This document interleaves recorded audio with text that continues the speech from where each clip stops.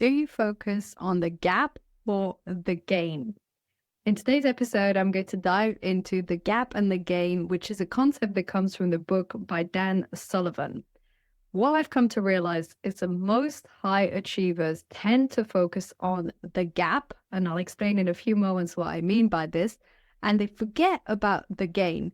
And ultimately, this leads them to be discouraged, disempowered, and to feel a bit lost and stuck in what they're doing.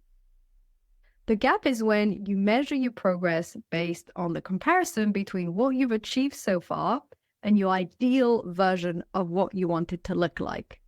Let's say you get into running and you've been doing it for 3, 4, 5, 6 months, but your vision is to run a marathon. And maybe if you're a high achiever, your vision isn't just to run a marathon, but is to run a marathon in less than 4 hours. If you're focusing on the gap, this is when you're looking at how much is your pace improving and are you getting closer to run this marathon in this amount of time. If you've only been running for 3 to 6 months, the chances are that for now, the steep is still quite high and it might take a little while before you reach this goal. Still totally achievable, it might take a bit longer.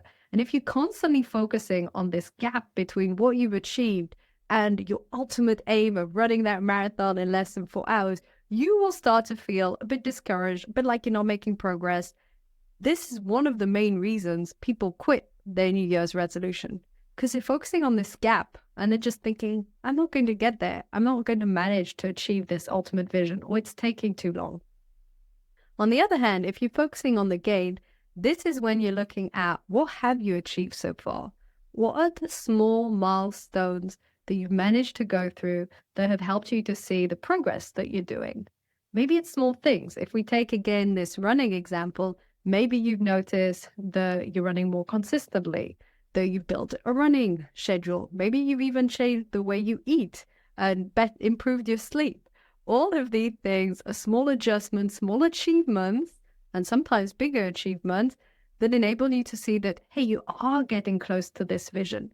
And by focusing on what you've achieved so far, by focusing on this gain and this progress, you feel encouraged, you're feeling like you are improving, and this gives you a sense of joy and progress, and it makes it actually more likely that you will stick with this habit, with this goal and this process, because you're feeling empowered and encouraged along the journey. What I've come to see, once more, as I've said, with high achievers, this tendency to focus on the gap and what's missing, it sometimes provides fuel to the fire because so determined to reach that vision, but it makes the journey so much more painful. And as a high achiever myself, although I put all of my effort into being a high performer and not a high achiever, did an episode on this a few episodes a while back. I will put this in the comments, the difference between the high achiever that's achievement driven and the high performer that's focused on the ultimate performance and sustaining performance along the journey. What I've seen as a high achiever / high performer is my tendency to default back to focusing on the gap, to think, but I'm not quite where I want to be. But I have this and this ambition and aim in mind. Why haven't I achieved it yet? And this is so soul drenching. It really makes you feel small, and you can achieve the most amazing things in the world. If you focus on the gap, it won't look good enough. Now reverse this, flip this around, and start looking at the gain. What are these baby steps? How is that looking? Start to measure your progress by your input and not the output. That means based on the actions that you're actually taking, the momentum, the actions that you're doing, not on base if these actions pay off. For instance, if you started a new way of eating to maybe change your metabolism, maybe change your body, and you're not seeing immediate results, same if you started working out and going to the gym more, if you're focusing on the input, you're showing up, you're taking action. The output will happen because at one point, your body is going to notice that you've changed your diet or that you're exercising more regularly. But maybe it takes a couple of months.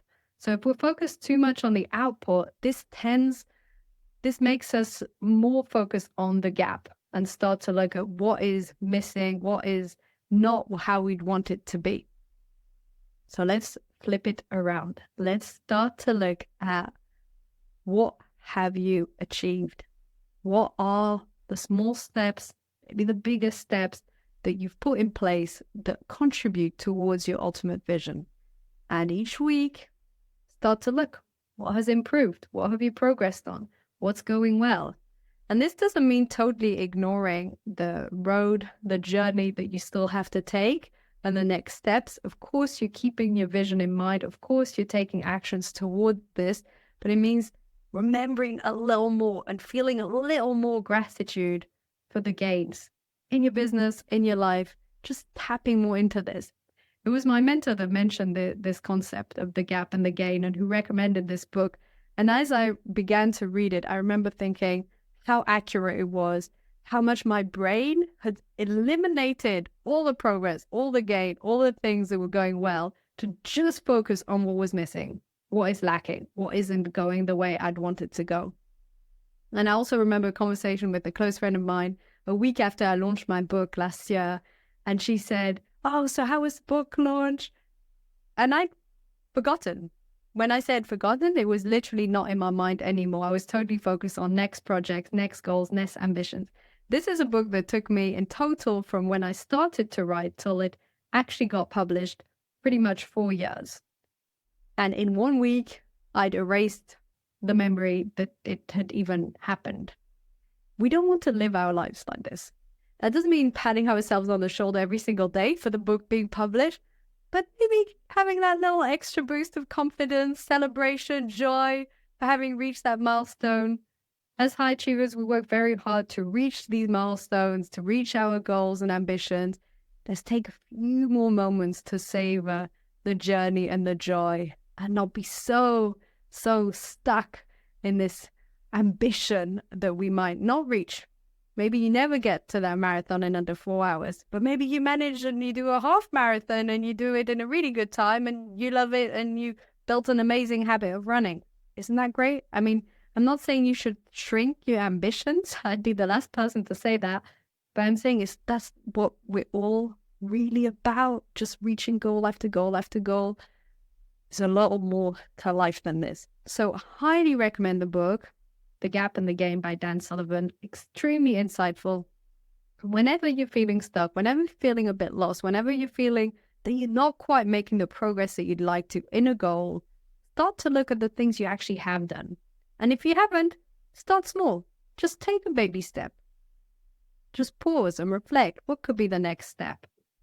Start doing them and then reflect, see, acknowledge, measure your progress by the steps that you're taking. It's so much more effective. It makes it way more likely that you will stick at it. It's more encouraging. It's more fun. Let's just focus on the gain. That's all I have to say. Let's focus on the game. It's a way more enjoyable journey and it's more effective. So these were the thoughts today on The Gap and the Gain. Highly recommend the book by Dan Sullivan.